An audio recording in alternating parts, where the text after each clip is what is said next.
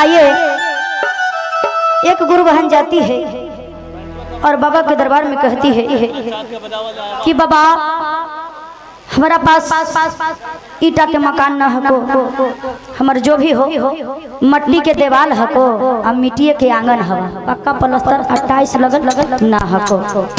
तो बाबा से विनती कर रही है और कहती है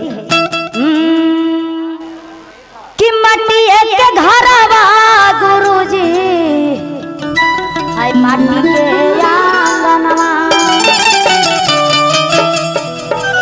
वो बेचारी रोती है, बिलखती है, कहती है बाबा से कि बाबा हमरा पास टाइल्स लगल ना हको आ ना हमरा छत ढलैया हवा, हमरा फूस के घर हवा, मिट्टी के देवाल हवा, मिट्टी के आंगन हवा। बाबा तनी हमरो पर दया करी।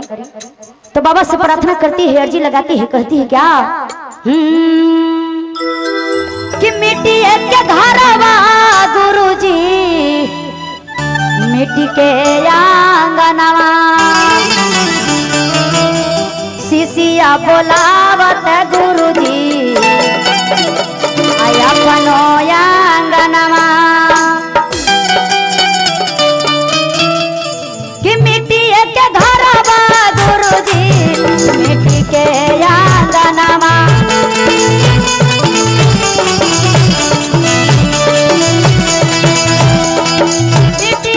घरवा गुरुजी के आंगनवा, शिशिया बोलावत गुरुजी, अपनो आंगनवा, शिशिया बोलावत गुरुजी, अपनो आंगनवा, मिट्टी के घरवा गुरुजी,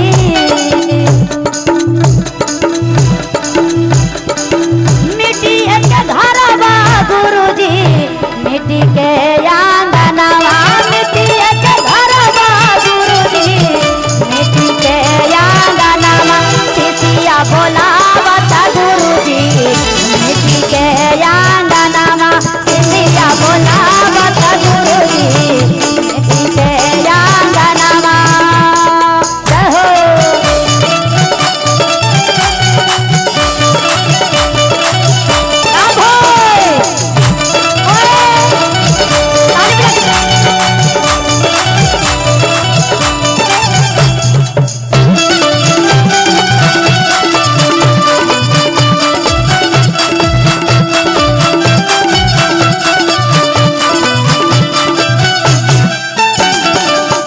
और कहने का कि बाबा भोलेनाथ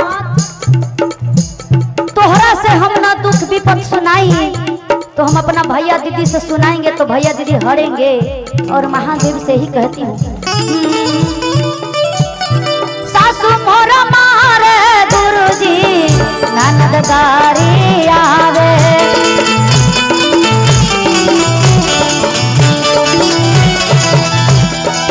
सासू मोर मारे गुरुजी, ननद गारी आवे, गोतनी बैरुनिया गुरुजी, घरवा से निकाले, गोतनी बैरुनिया गुरुजी, घरवा से निकाले।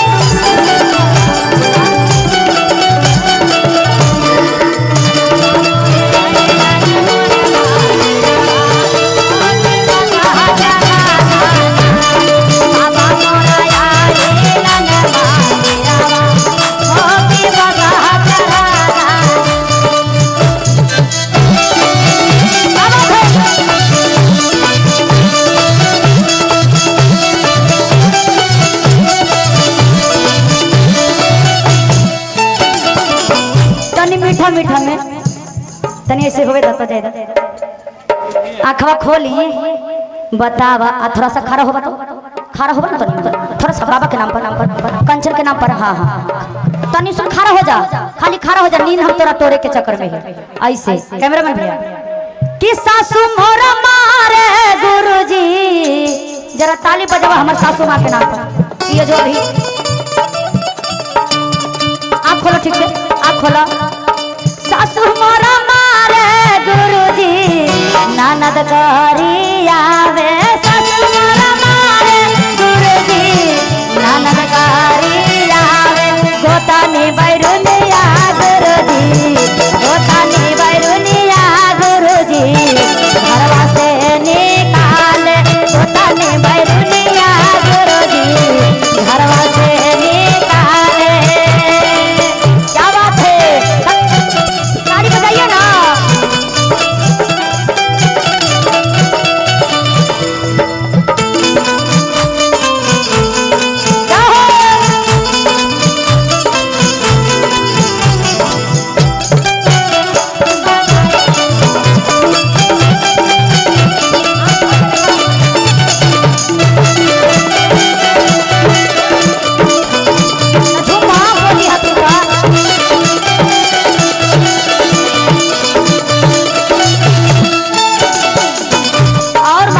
कहनी का के करास कहब गुरुजी दुखवा विपतिया।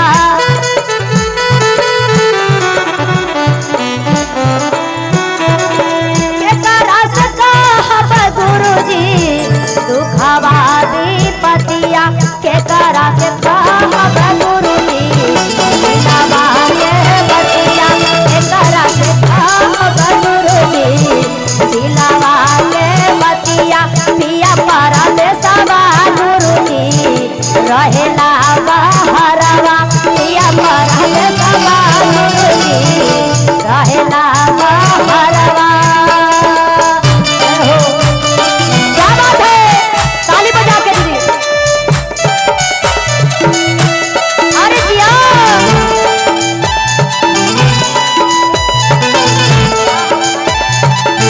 सबसे खड़ा कर।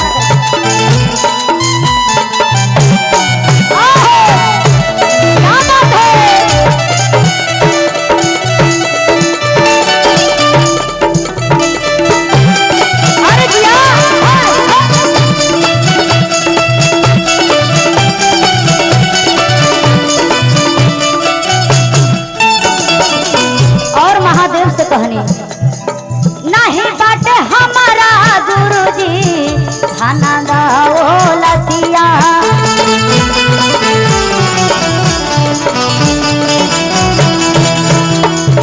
नहीं बाटे हमारा गुरुजी खाना दौलतिया। नहीं बाटे हमारा